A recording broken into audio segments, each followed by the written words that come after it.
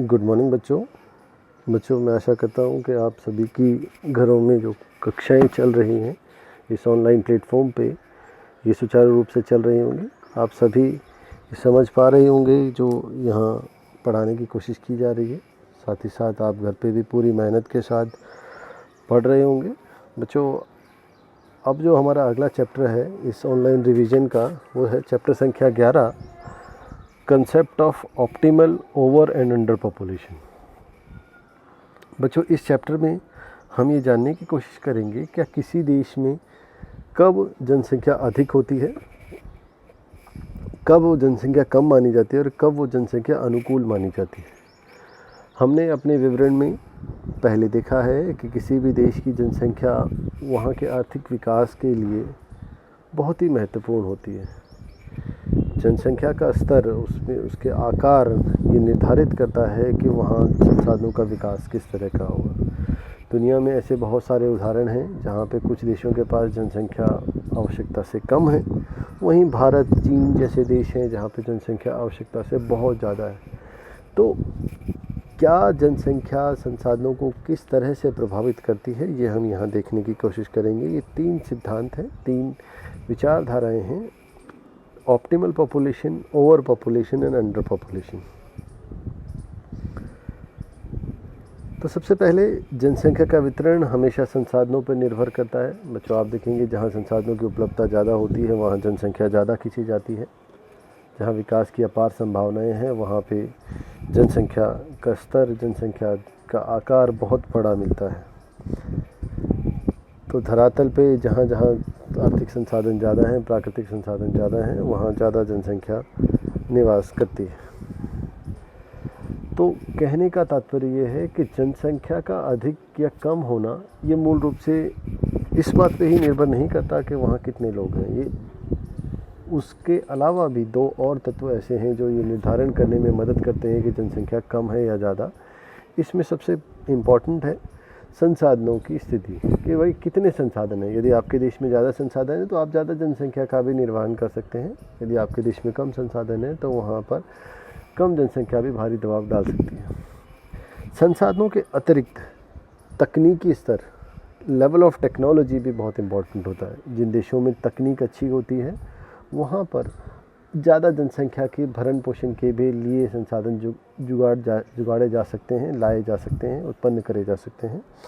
वहीं बहुत सारे ऐसे देश हैं जैसे अफ्रीका है जहाँ पे संसाधन बहुत हैं लेकिन तकनीक नहीं है, जिसके कारण वहाँ पर जो भी जनसंख्या होगी वो वहाँ के संसाधनों पर भारी दबाव डालेगी।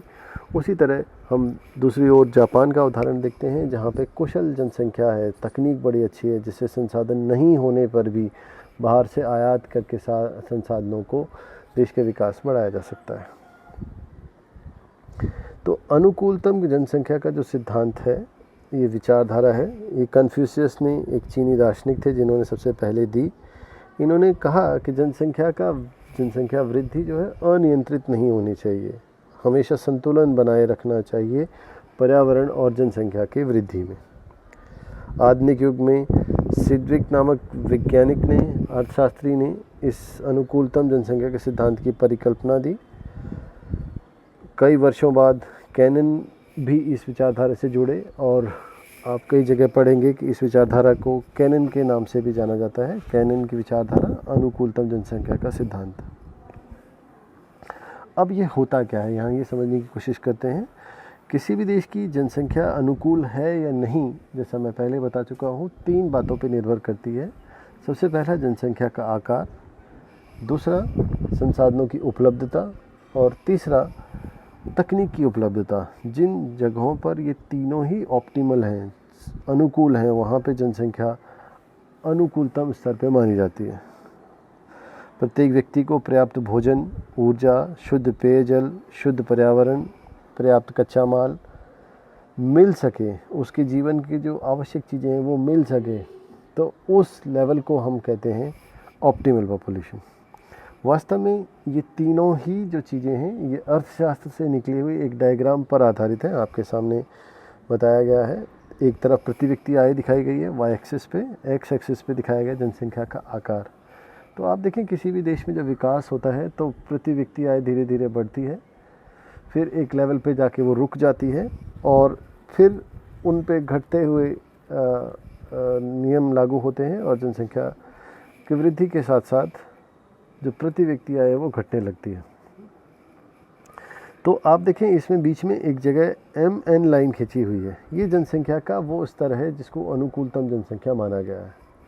इस अनुकूलतम जनसंख्या से लेफ्ट हैंड साइड अल्प जनसंख्या है और इसके राइट हैंड साइड न्यून जनसंख्या है, अल्प जनसंख्या है, अधिकतम जनसंख्या है। तो यदि हम इसके लेफ्ट हैंड साइड की बात करें तो देखिए लाभ को और बढ़ाया जा सकता है और लाभ को उच्चतम कहाँ तक बढ़ाया जा सकता है, M लेवल तक। ये M लेवल ही वो प्रति व्यक्ति आय का वो स्तर है जो हम प्राप्त कर सकते हैं। ये कितनी जनसंख्या का प्राप्त किया जा सकता है, तो ये BN जो जनसंख्या है, B से लेकर N तक में जितनी भी जनसंख्या आएगी वो इस स्तर को प्राप्त करने के लिए पर्याप्त होगी। तो इस तरह हम कह सकते हैं कि जो लेवल है BN जो जनसंख्या की आकार है वो ऑप्टिमल जनसंख्या है।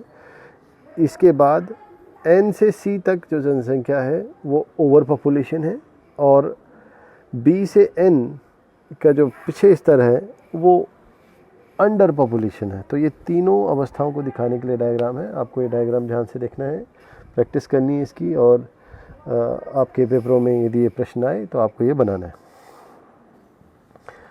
तो अनुकूलतम जनसंख्या को मापना और उसको परिभाषित करना एक कठिन कार्य है बच्चों। इसकी गणना संसाधनों के शोषण, उपयोग की विधि और विकास की दशाओं पर निर्भर करती है। कुछ विद्वानों का ऐसा मानना है कि अनुकूलतम जनसंख्या एक उपयोगी उपकरण है और आकर्षक अवधारणा है, परंतु इसका व्यवहारिक कोई वो पक्ष नहीं है, व्यवहार में नहीं लाई जा सकती और कई बार भ्रामक भी साबित होती है, भ्रामक स्थिति भी पैदा करती है।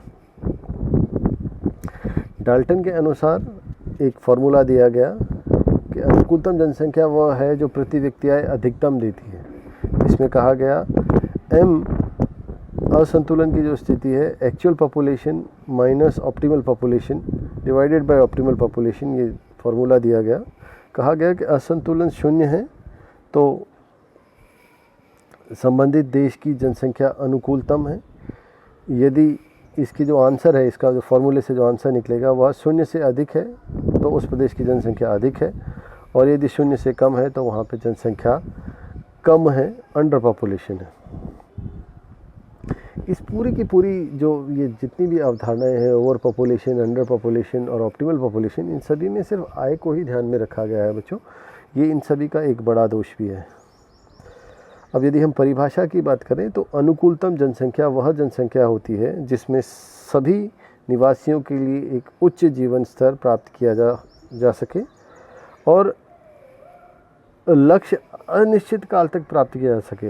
यानी ऐसा नहीं है कि एक बार ऊंची जनसंख्या, ऊंची प्रति व्यक्ति आय हासिल कर ली और उसके बाद कुछ नहीं। जनसंख्या का जो पर कैपिटा इनकम होती है, प्रति व्यक्ति आय होती है, वो हमेशा ऊंची ही रहनी चाहिए। जनसंख्या का अनुकूलतम बिंदु संसाधनों की मात्रा, उसके उपयोग की विधि, आर्थिक दशा और तकनीकी विकास पर निर्भर करता है। इन तत्वों में परिवर्तन हो जाने पर अनुकूलतम बिंदु का स्थान भी परिवर्तित हो जाता है। यदि किसी अधिक जनसंख्या वाले देश में आधुनिक और सफल प्रौद्योगिकी के बल पर खनन और औद्योगिक उत्पादन बढ़ जाता है तो जाहिर सी बात है वहाँ पर नया जो लेवल होगा, जो ऑप्टिमल पॉपुलेशन का, वो प्राप्त किया जा सकेगा, वो आएगा। अब आता है ओवर पॉपुलेशन। अभी हमने पीछे डायग्राम में देखा था कि ओवर पॉपुलेशन वो होती है जब जनसंख्या वहाँ के संसाधनों से भी ज़्यादा हो जाती है। सामान्यतः जनसंख्या वृद्धि के साथ साथ संसाधनों का विकास होता है और एक अनुकूलतम स्तर के बाद ह्रासमान प्रतिफल का नियम लागू होता है। ये नियम क्या होता है बच्चों? इस नियम में, यह अर्थशास्त्र का एक नियम है जिसमें कहा गया कि यदि कहीं हम पैसे निवेश करते हैं तो इनकम बढ़ती है। शुरुआत में जब हम वहाँ पैसे लगाते हैं, जितने पैसे लगाते हैं उससे कई गुना ज़्यादा इनकम बढ़ती है। धीरे धीरे एक ऐसा स्तर आता है जिसके बाद जब हम जितने पैसे लगाते हैं उससे कम इनकम मिलती है, तो इसको हम ह्रासमान प्रतिफल का नियम कहते हैं। उत्पादन की वृद्धि दर में गिरावट आने पर प्रति व्यक्ति आय उत्पादन भी कम हो जाता है।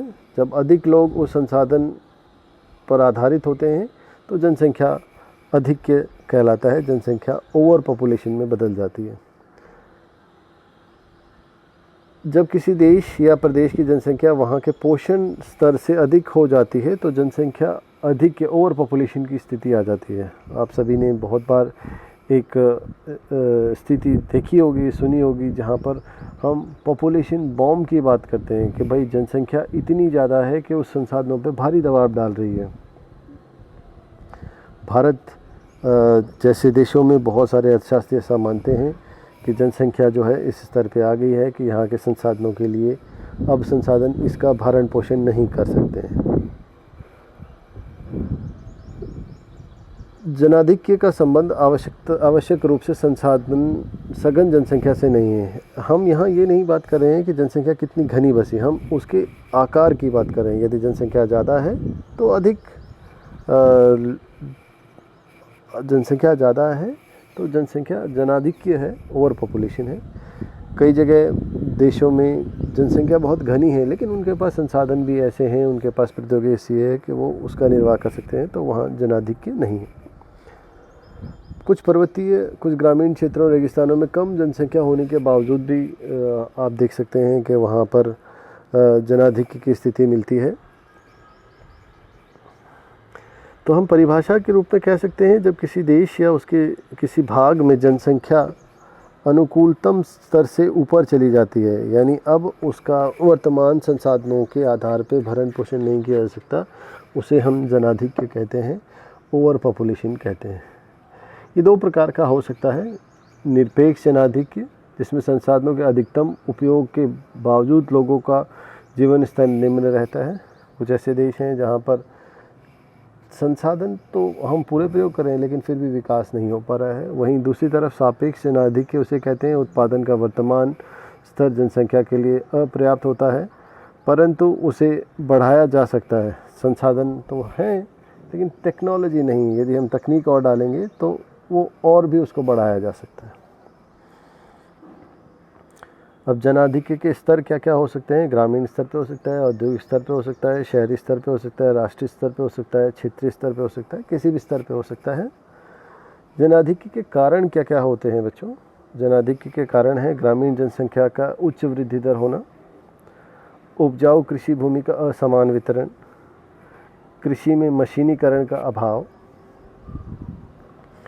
ग्रामीण अंचल में अकृषि भूमि, प्रति हेक्टेयर कृषि उत्पादन की निम्न उत्पादकता, गाँव में समाज सुधार कार्यक्रमों का अभाव, ये जनसंख्या नियंत्रण की जो कार्यक्रम होते हैं उनका असफल हो जाना,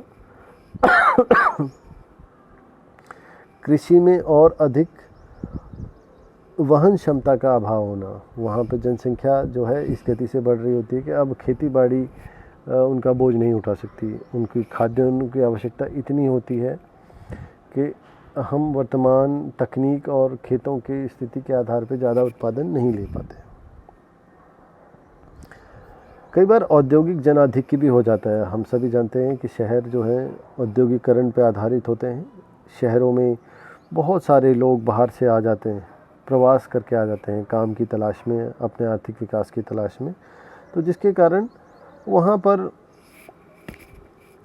बहुत जनसंख्या होती है। लेकिन यहाँ पर भी टेक्नोलॉजी आ जाती है। टेक्नोलॉजी आ जाने के बाद पहले जो काम लोग 10 व्यक्ति करते थे, अब वो व्यक्ति, उसकी जगह मशीन आ गई और एक ही व्यक्ति उस मशीन को चला देता है। तो यहाँ पर वो जनसंख्या अधिक्य में परिवर्तन हो जाता है। यहाँ तकनीक परिवर्तन होने के कारण जनाधिक्य पाया जाता है।